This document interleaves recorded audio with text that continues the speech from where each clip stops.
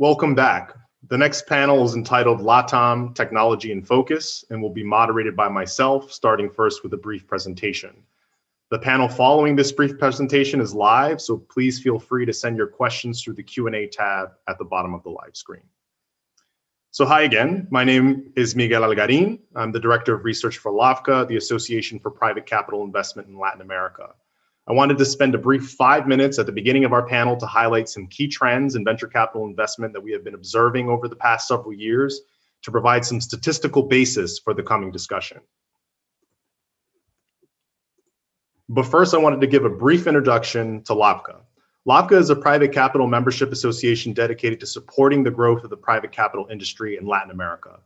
LAVCA's membership is comprised of over 180 firms, consisting of leading global investment firms active in the region, local fund managers, family offices, sovereign wealth funds, corporate investors, international pension plans, and other institutional investors.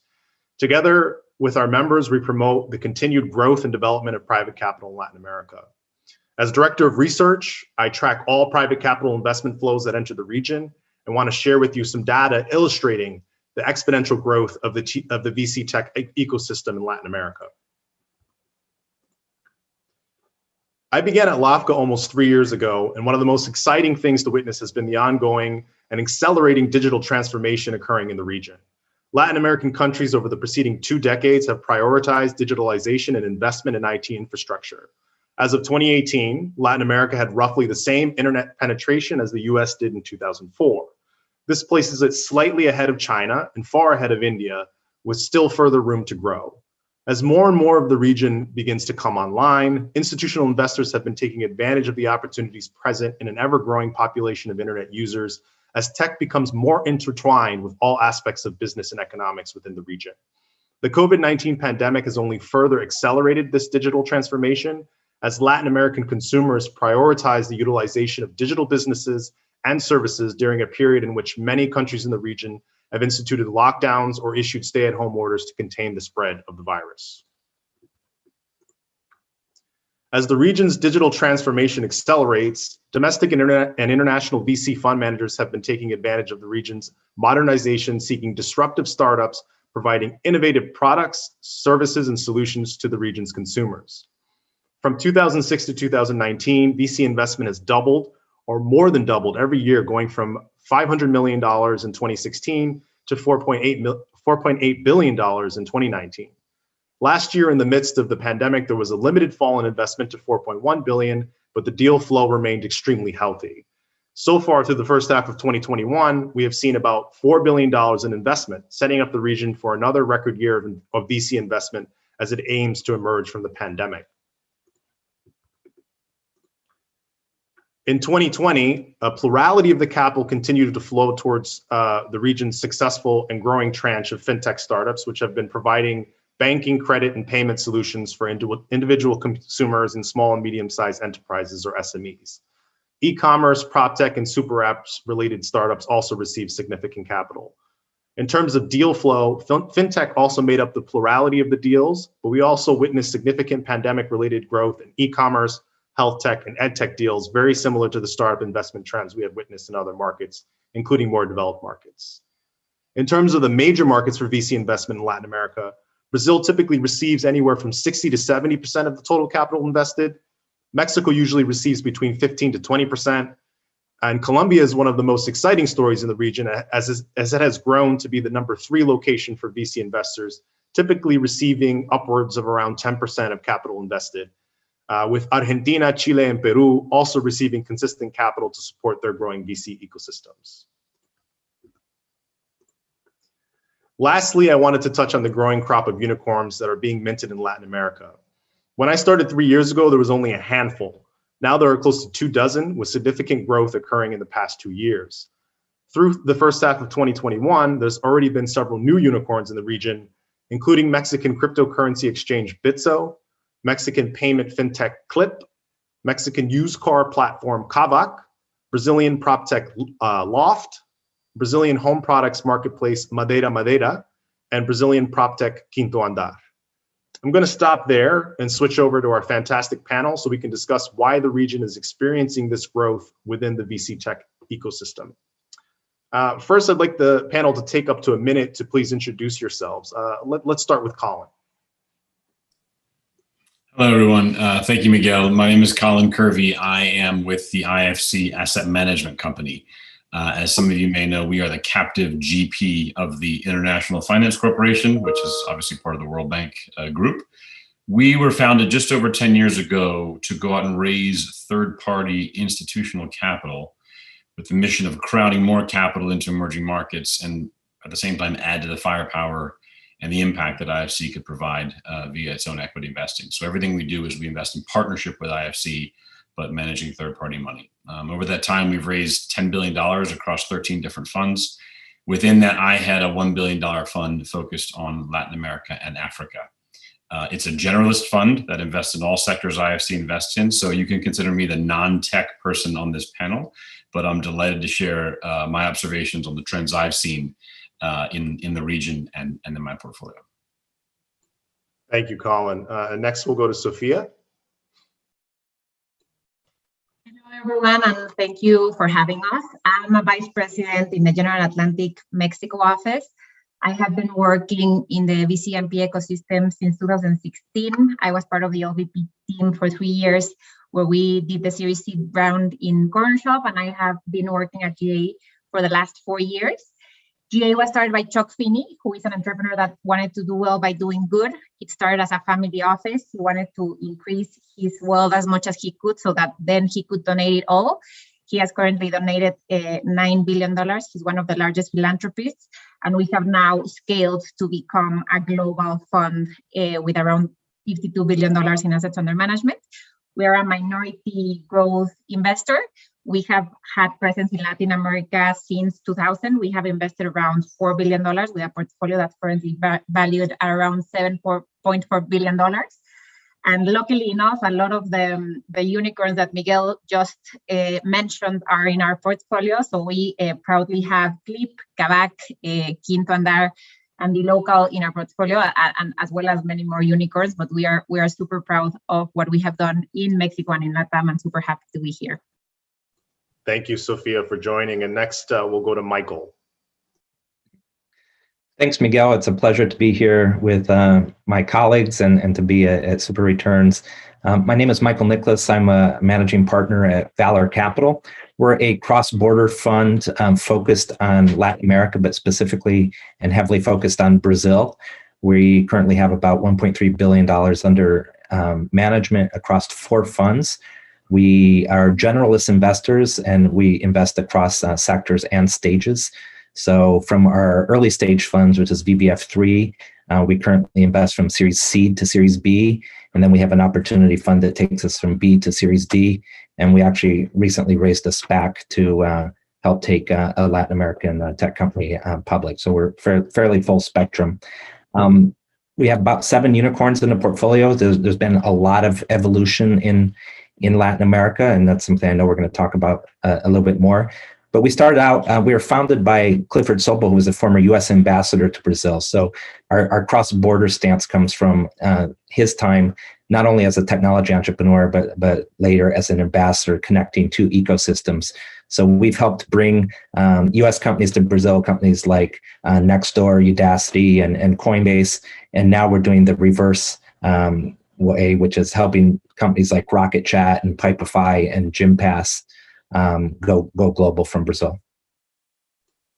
Thank you so much, Michael. Super exciting. And last but certainly not least, Santiago. Thank you, Miguel, and thank you so much for the invitation. It's great to be here. So my name is Santiago Zavala. I'm a partner at 500 Startups. 500 Startups is a global firm. We're investing and doing ecosystem development almost everywhere in the world. From my role as a partner in Spanish-speaking Latin America, what we're doing here is we're investing in the early stage of startups, tech startups in the region. We started in 2011. And, when I hear some of the numbers that we just heard from the other panelists, we're definitely the smallest on AUM. We have $25 million spread across 3 funds that we've done specifically for Spanish-speaking Latin America.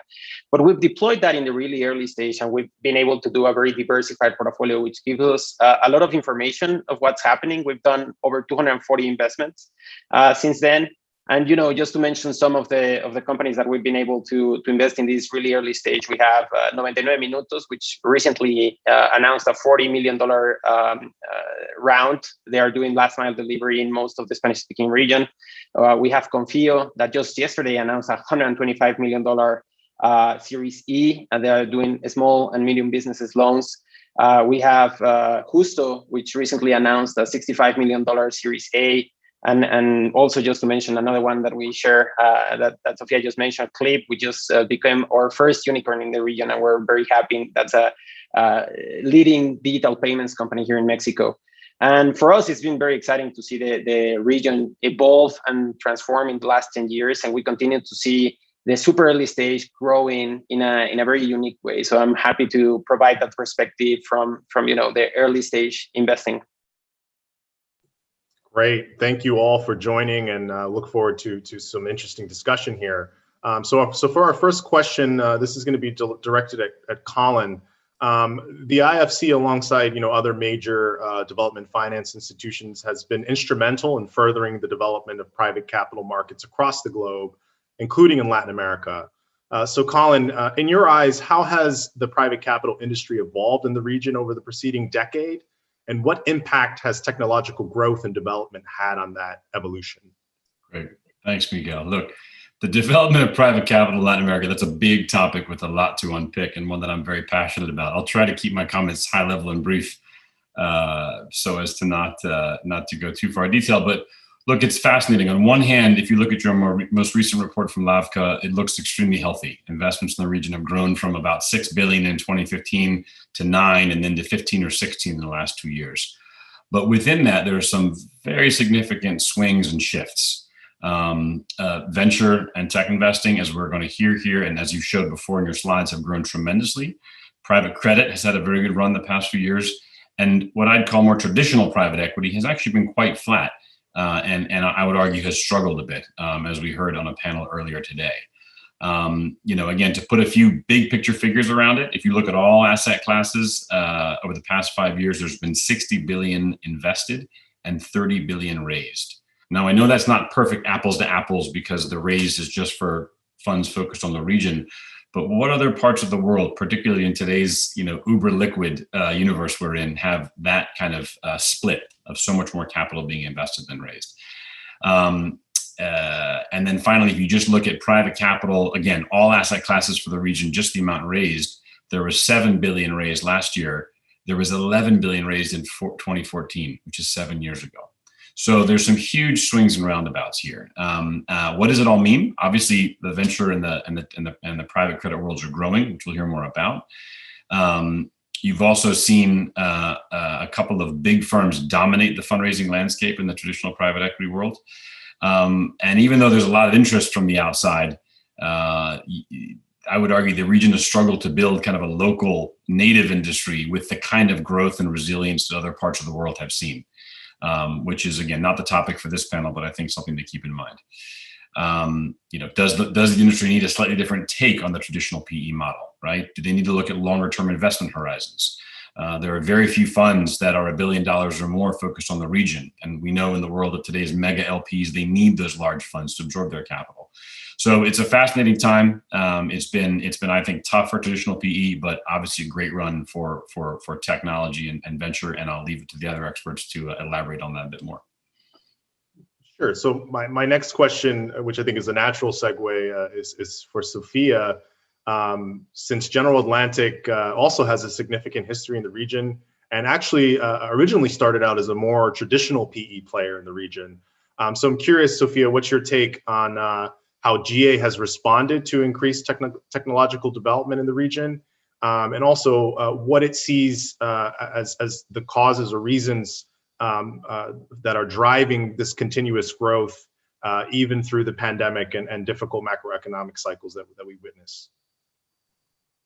Yeah, so I mean, we're proud to say that we don't believe we're a traditional PE. We believe we are pioneers in the growth equity investment category, which means we tend to do minority investments in high growth companies. And actually, our portfolio has always been tech driven, and now more than ever, 80% of our current portfolio is of digital companies.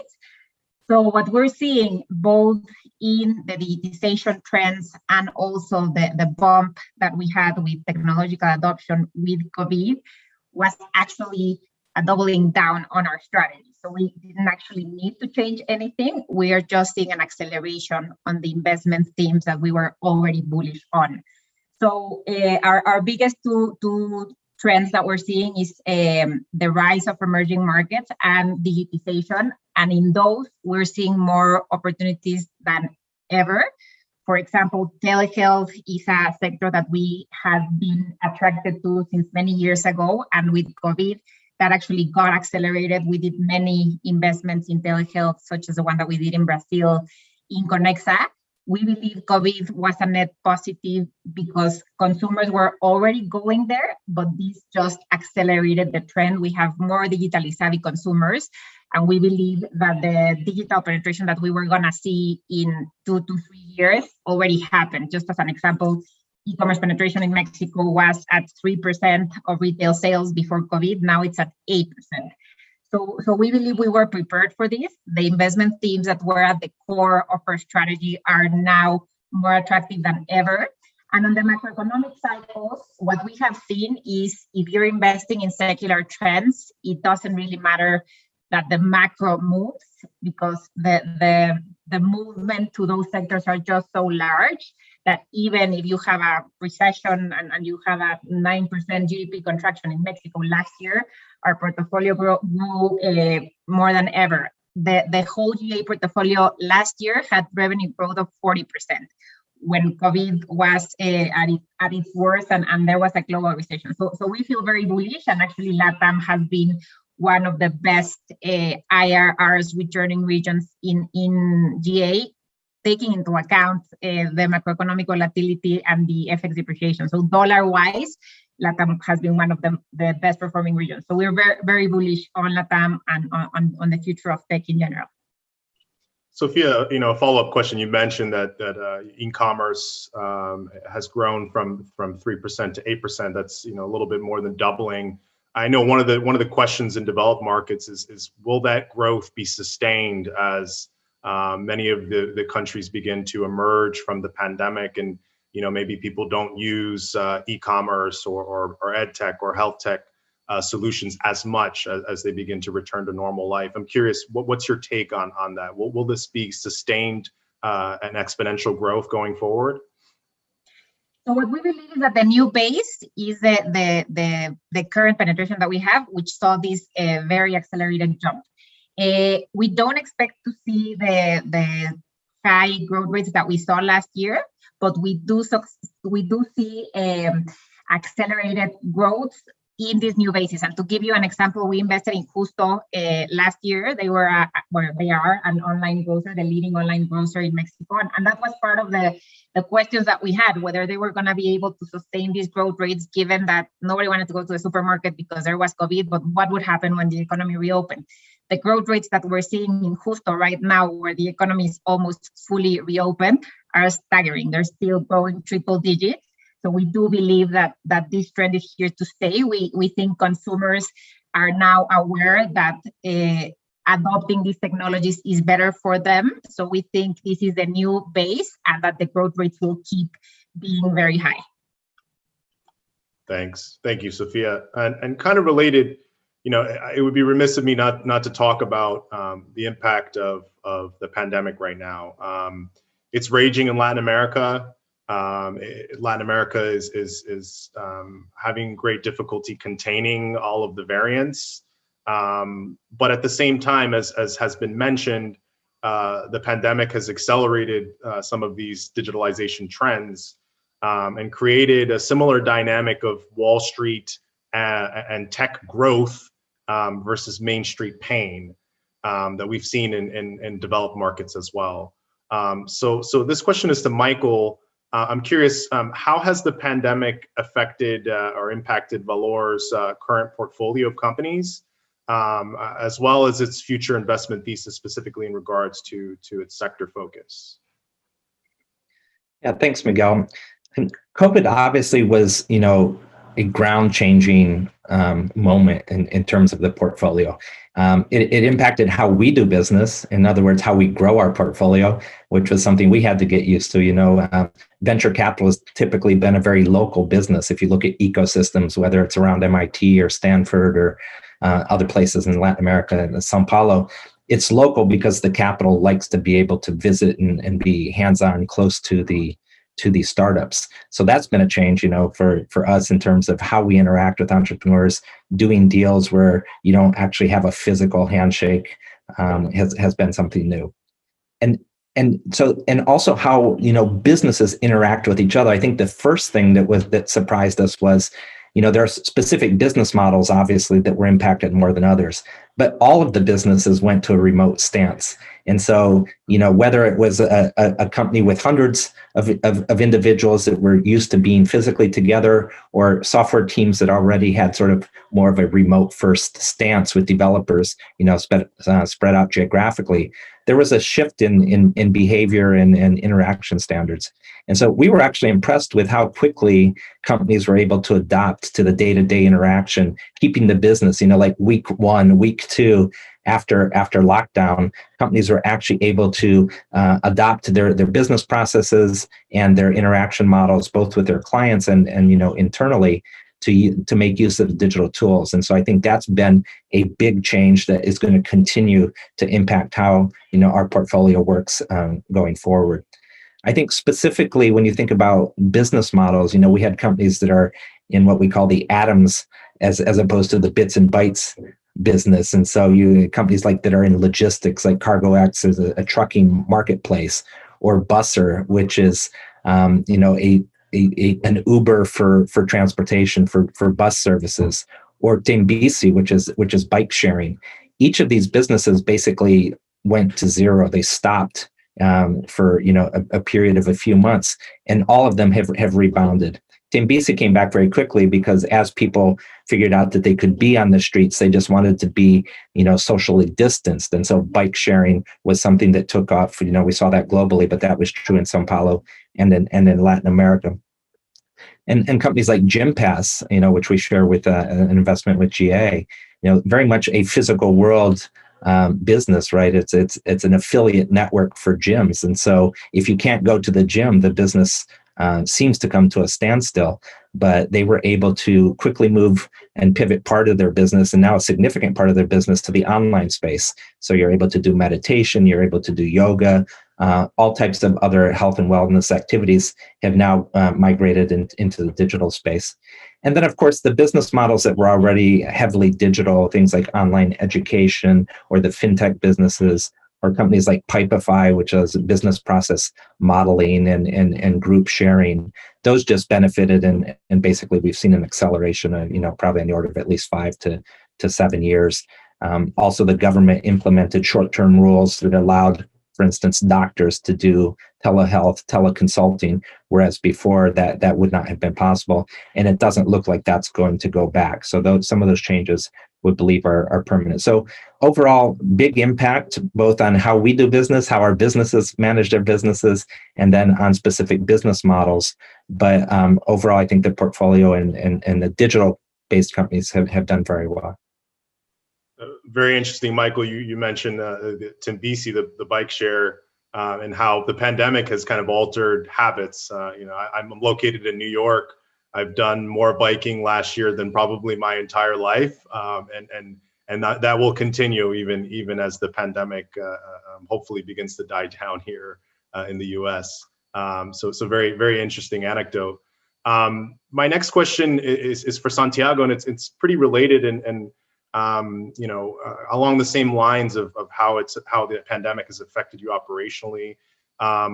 As you said, 500 startups may have the smallest AUM for this specific panel, but it does have a very active deal flow in the region. So I'm curious how the pandemic has affected your firm's investment thesis, specifically in regards to deal flow and due diligence, and also how it's affected your current portfolio of companies. Sure. So that's a really good question. So I'm going to try to split it into each one of the different topics. So first on how it changed our practice, then a little bit on the portfolio, and finally on the deal flow, which is I feel like the most interesting piece of it. So, when this whole thing started in March, we started to look at our own practice, and we started to think, how is this going to change us, right? You mentioned the investment thesis, but also we've always done these very hands-on accelerator programs, and we had to change that. And we instantly started to think about the local venture capitals that maybe had never done a deal remotely. And we're thinking if our portfolio companies are going to continue to be able to raise capital in this ecosystem. And the good news is that both in our own practice, we were able to find the ways to continue the pace that we were investing at, which was 40 investments per year. And we've been able to keep that pace. But even more exciting, we've seen every piece of the ecosystem, every investor in different stages also adapt and understand how to continue investing at very similar paces that they were doing before, and sometimes even accelerating. And the interesting piece is that because we have continually seen more international interest and other players, specifically from the US, starting to invest in the region, I feel like the competition has continued to be a little bit more so, and that generates a little bit more speed on the deals. And just generally, I feel that it's been a very interesting year for the practice of venture capital in the region, where we've seen everyone have to reinvent. And just as our startups and our portfolios, we had to find technologies and efficiencies and change the way that we were thinking about different parts of our process. But I feel after a year, we've definitely seen that come up with a very interesting strategy that is working. Now, on the portfolio side, and I mean, I don't want to repeat some of the same topics because I totally agree with the previous comments, but we've definitely seen that customer adoption, and specifically, I think one thing that is interesting on the early stage is that we've seen less resilience on the customers, especially on the B2B side, and even on high net worth individuals and angel investors, to be able to invest in change, right? And think a little bit less of the status quo and really think like, hey, the ecosystem, the market is changing, the customer is changing. So this crazy idea that is presented in front of me might just work. So let me just jump on that and try to understand how to make that happen. And, when I was just thinking about some of the companies that I mentioned at the beginning and some of the other investments that we share with GA, most of these investments we did in 2013, 2015, and we're just seeing the result of the growth of the ecosystem in a way. But when we look at our recent investments, we see the 2020 and 2021 investments that we've done, many of them surprising and just growing faster than some of the 2016 to 2019 investments that we did. So for me, that's a very clear indicator that the early stage, we're seeing a faster momentum, faster growth, faster time to capital. So that's really exciting. And with that, I get to the final stage, which is the deal flow, where I feel that we have a unique advantage and vision on what's happening at this stage. And we've seen the number of companies that apply to our programs and companies that are looking for these pre-seed and seed investments just grow exponentially. When we started in 2011, we had 70 companies that applied to the accelerator. For the previous accelerator that we announced like 6 months ago, we had 2,000 companies that applied. And now we just made it harder to apply. So we're making it, the application process a little bit more strict, and we're looking more to have a filter there. And we just had 1,200 companies apply, which for us is amazing because most of them are inside of our thesis and they have the tech component. So it's very interesting because we try to reflect if it was only the pandemic, but the reality is the pandemic was just one of the factors that has continued to accelerate this. The first thing that we see that is accelerating the early stage deal flow by volume, just like the sheer amount of companies that we were seeing in the ecosystem, it has to do with the inspiration of these first success stories, right? So people see these big races, they see some exits like the corner shop exit, and they say like, well, it's possible to do it in my region. I see these other opportunities in this industry that I know of, so let me just get started. We're seeing the development of the whole venture capital industry for the past decade, which has been really interesting. And there's a very healthy ecosystem for almost every stage. And as I mentioned, it's getting more competitive. But I think that the other very interesting factor is that we have a ton of talent that has been developing in the last couple of years, both in local startups, but also in the US. So we have a lot of people who are coming back from spending some time and working at startups in the Bay Area, and they're coming back to the region with experience. And now that they see that there's a path to build startups, they know how to do it. They have the culture, they have the contacts, and they even have the access to capital. So what I'm trying to say here is that, the pandemic definitely accelerated all of this. But I want to make sure that, from the vantage point that we have, it's very clear for me that this inflection point, this rise of Latin America that we're seeing in venture capital in the world, is not, like something that is just going to happen for 6 months, where there were a handful of companies that could receive this capital. No, I definitely think that it is here to stay. We're going to see a lot of companies being developed in every stage, and as we continue to do so, we hope to find the international capital to go alongside these great companies. Great, Santiago. Thank you so much. And to kind of shift gears a little bit here, I kind of want to take it from a deal flow due diligence standpoint over to a geographic focus. And as mentioned in my presentation, Brazil, obviously the largest market in Latin America that receives typically a majority of the capital and has received the majority of the VC capital.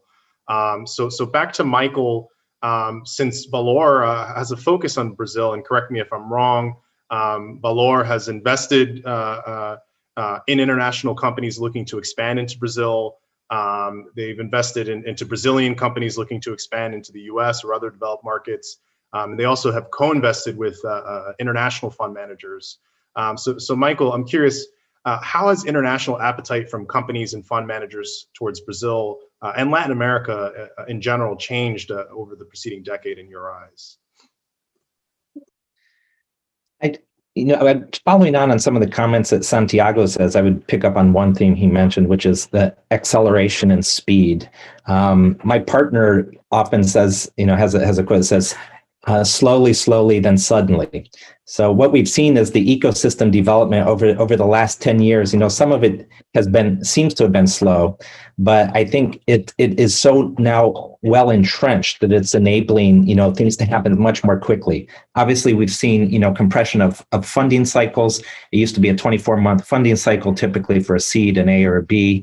You would raise capital and then, have at least 24 months of a runway, be out fundraising again at month 18. Now we're seeing the best companies in our portfolio receiving unsolicited term sheets at like month 12. So I think there's just, with the maturation of the ecosystem, what we've seen is that when you reach product market fit, you can scale very quickly. And then product market fit can happen, at the seed and A stage. And then it's really about just bringing capital on top of it. And so, with the two pillars of digital transformation, which is, cloud computing available everywhere, through broadband and internet access. And then on the other hand, the mobile penetration, having reached essentially ubiquity in most parts of Latin America.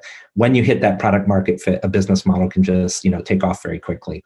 And so that begins to attract capital and significant amounts of capital. I think there's always been an interest in LATAM for the right business models. But what we've seen now is that there's just a much broader spectrum of companies that are able to absorb capital and to grow quickly. So, Stone was in our portfolio. We invested in their Series B. They IPO'd as the largest fintech IPO in NASDAQ history at the time. And so it showed, the capacity for the region to create winners. Obviously, we've seen just a large number of unicorns being generated in the last number of years. So that continues to draw and attract attention to the market and to the ecosystem.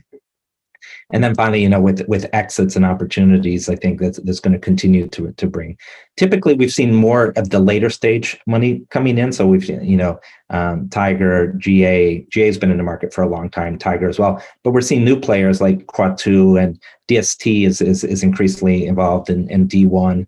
And so there's just, with the opportunity set growing, we're seeing capital growth. We haven't seen as much growth at the Series A, Series B local funds. Those, I think, take more time to spin up. So we've seen a lot of almost like a barbell, if you will. There's like a lot of activity in the earlier stage. So in Brazil, we have like Norte and Maya working with 500 startups. Canaries has done a lot of work. And then at the later stage, and less so, let's say, new fund formation at the A and B levels. But I think, digital transformation is essentially global now, and Latin America has a mature ecosystem. And so I think that's put it on the horizon and on the map for most global players. Great. Thank you for that. A little bit of that early stage perspective, Michael. I want to switch over to Sofia. GA has presence in Brazil, so I'd welcome any comments you have on what they see in the Brazilian market, but also because you're based in Mexico, I'm curious from the late stage and growth equity perspective, what makes the Mexican market unique, and what kind of opportunities does GA seek in Mexico? Yeah, so just wanted to first build up on the comments that Santiago and Michael said. I think we have never worked as hard as we worked these past 15 months and as fast-paced as we have. We're doing deals in 7 days and moving as fast as venture capital funds. Just a funny example, I read about a startup that had just gone out of stealth mode like a month ago. They went from stealth mode to raising their Series A. I sent an email to the founder saying, like, this looks interesting, we should speak. And he's like, amazing, because I already have so many inbounds from my Series B. He had just announced his Series A like 2 days ago. And I'm like, what do you mean? So I do think that the pace is a lot faster than it was before, but what makes us excited is that we believe that it's because the fundamentals and the growth and the future perspective of the companies is there. We're seeing not just more interest from investors, but also scale and traction from these startups at a pace that we hadn't seen before. So we're super excited. What excites us about Mexico is there are so many large problems that are still unsolved. We are not, looking to make the life of the high economic segment easier. We're solving real problems like financial penetration, like healthcare needs, like lack of trust in so many these different aspects of the majority of the people living in Mexico. To give you an example, Clip, when we invested, there were around 500,000 merchants that would accept electronic payments out of 10 million merchants that existed in Mexico. That just doesn't make any sense, right? If you look at the world, this penetration should be around 80%. Clip, with an innovative solution, now has around 1 million merchants that can accept payments. So if you look at our thesis when we invested, the whole market was 500,000, and now just Clip has 1 million. And we believe we are really making the lives of the majority of the population better. And I think that the advantage that we have, at least from the GA side, is we're a global fund. So we have seen what's worked around the world. So we see today's papers from developed markets, and we know that this is going to happen in the next 2 to 5 years in Mexico. Electronic payments in particular, we have invested in that theme for the last 10 years at GA with amazing success. We knew that this was going to happen, and that's why we looked at all the payment providers in Mexico and decided that Clip had all the characteristics to be one of the winners, and that's why we decided to invest. So why we're excited about Mexico? It's large problems. We know what the future is going to look like because we have seen that in our other developed markets. And it's a huge market. I mean, 130 million individuals with, to give you some examples, 50% have a bank account, 10% have access to credit cards. So the opportunity to improve the lives of the majority of the population is just humongous. And we couldn't be more excited about the future. Great, thank you, Sofia. And next, I want to go back to Santiago real quick. And Santiago, we're running a little bit close to time. We got about 7 minutes left, but take a few minutes since you are also located in Mexico. I'd love to hear about your perspective also on the Mexican market, but also, taking my presentation into account, again, Colombia being the solidly third most important market. 500 Startups has also found opportunities in the Colombian market. So, I'd love to hear your perspective on what you're seeing, what kind of value you're seeing in Colombia as well. Yeah, I mean, from our perspective, we target the whole Spanish-speaking Latin American market, and we've been able to travel to most of the places and most of the countries and their capitals and even smaller cities. And one of the very beautiful things that we see is that every city, it doesn't matter the size. There's a local ecosystem that is trying to do local events like Startup Weekend. Is trying to understand how to integrate every part of the ecosystem, from governments and like traditional companies and everything. So it's very interesting that we see not only Mexico, which we're super bullish about, but Colombia, Chile, Argentina, and Peru growing to be extremely important pieces of this equation. But we also see that in Central America and Ecuador and everywhere, really. So, and definitely Colombia is a very interesting country to highlight, as you mentioned on your presentation. Just looking at the GDP, looking at the population, you would think that it would have the same amount of impact as some of the other countries that I just mentioned. But what we've noticed is that, there's amazing companies that are bringing our attention to Colombia. We've deployed 20% of our efforts in the region to Colombia. And when we see the deal flow is 20 to 30% of the companies that we're seeing are coming from Colombia, which it's crazy sometimes seeing that 1 out of every 3 companies that we might be interviewing is coming from, Colombia. And when we try to think about why and trying to be very concrete because of the timing, it's a mixture of different topics. The first one that I think that a lot of people notice is that they had this very big, good, inspirational example of Rappi, becoming one of the first unicorns in the region, raising a lot of capital, but even more importantly, really growing to the whole region.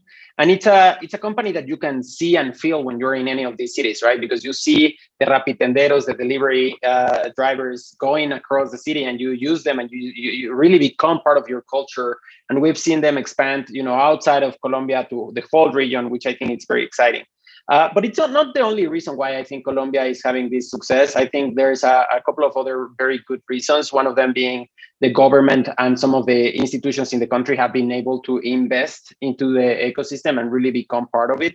And it's also a lot around the Colombian culture of trying to build something interesting. So we really try to spend time in Colombia, mostly in Bogota and Medellin, and we have some good examples like Platzi and Agenda that are growing to, again, expand to the whole region. So I think that's super exciting, and we'll continue to see some great companies from Colombia. Great, thank you, Santiago. So now I want to bring in the polling question, and it's kind of tie it to a audience question, which I'll direct to Colin. So the polling question again is what is the biggest impediment to the further growth and development of VC investment in Latin America? And the audience, 57% said political risk, 29% said currency risk, 14% said limited exit or divestment opportunities. So with that in mind, Colin, what more can I think VC tech or just in general business stakeholders, including governments, corporations, institutional investors, and fund managers, do to support tech and business entrepreneurs in Latin America from the standpoint of IFC, a long-term investor in the region? Thanks, Miguel. So look, again, at a big picture, I'm not surprised by those responses, particularly in the more traditional sectors or segment rather that we invest in. Political risk and currency risk has been a big issue for dollar-based returns in traditional private equity. I think one of the advantages that the sectors that we're talking about here have is the secular trends, and the growth is so exponential that it kind of cuts through, particularly some of the currency and the macro risk. I think at a very big, I would leave it to the tech experts to be more granular, but at a big picture level, to make a plug for my colleagues over at IFC, they're very focused on creating markets, right? And so if there are potential markets within countries that are just stuck, or where regulation could really unlock opportunities, which would lead to more investments, more development, more impact, and frankly better lives, I would encourage people to reach out to IFC, because they really want to work with governments and regulators to find ways to attract more capital and more efficiency, and frankly improve people's lives, as all these products and services can do. So I volunteer to be a portal into helping you find the right people, because it's a large global organization. But without question, that's very high on the priority list for IFC, and to put capital behind it. IFC's early stage and venture tech investing business has had its own ebbs and flows, but they're very focused on the space right now as well, and happy to introduce folks to them if I can. We have about 30 seconds left. Anyone else want to offer some quick comments to wrap things up? Santiago? Sure. Just thinking out loud, and answering the second question around how to help. When I was hearing Michael talk about the barbell scenario, some of the rounds that we've been talking are bigger than the total amount of money raised by local VC investors in some of the countries that we've been talking about. And we definitely need to develop the seed A and B spaces with local talent. So if you can also look at those opportunities, I think are going to be super interesting, and it's important to continue developing the ecosystem. Michael, 30 seconds. Did you want to say something? I would say tech education, and we're seeing a lot of innovation in business models that are enabling people to access education. Even paying off a revenue stream going forward. Betting on people's careers. There's just such a huge pool of human capital in Latin America that's going untapped, and so any of the business models and any of the effort from both the private sector and the government to facilitate access, I think, is just really significant. We've seen so much talent being poached now globally during COVID because developers can work remotely. And so it's actually been a challenge in LATAM. And so, the more people we can bring into this ecosystem, I think it's just going to be really tremendous for the region. All right. And with that, we're at time. Thank you so much, Colin, Sofia, Michael, and Santiago for this enlightening and engaging panel. Really appreciate it. With that, I'm going to go to some brief closing remarks. Again, I wanted to thank all of the presenters, moderators, and panelists for the enriching conversations focused on Latin America.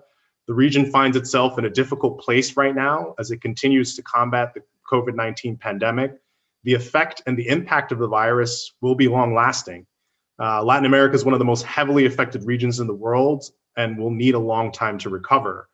However, even through a difficult pandemic and a history of difficult macroeconomic cycles, there is significant value, ingenuity, intelligence, and creation that is being constantly generated in the region.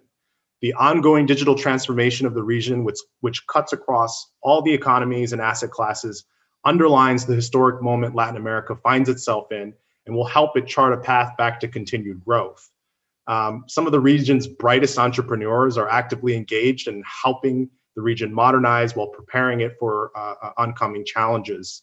The private capital industry continues to grow and expand while evolving alongside a region that is undergoing rapid digitalization. With that said, VC tech investors and entrepreneurs will continue to seek value while providing innovative and disruptive solutions, which will only further the advancement of Latin American economies. Traditional businesses, including regional multi-Latinas, and small and medium-sized enterprises or SMEs that have been more affected by the pandemic will also be seeking capital in order to continue to provide value for both their consumers and investors as the region emerges from the pandemic. Less talked about in these sessions, but equally important, infrastructure, private credit, real estate, private equity fund managers will also be essential in helping the region excel economically. It's an absolutely exciting time to be investing in the region, in my opinion. And I implore anyone curious about the region to research it a little bit more. Some of the brightest minds in the world are providing true value while creating new businesses or modernizing old ones with growth, regionalization, internationalization, and value creation in mind. Thank you again for a fantastic afternoon. And if you're interested or curious about private capital opportunities in Latin America, please visit us at www.lavca.org, LAVCA.org. And we look forward to the engagement. Thank you.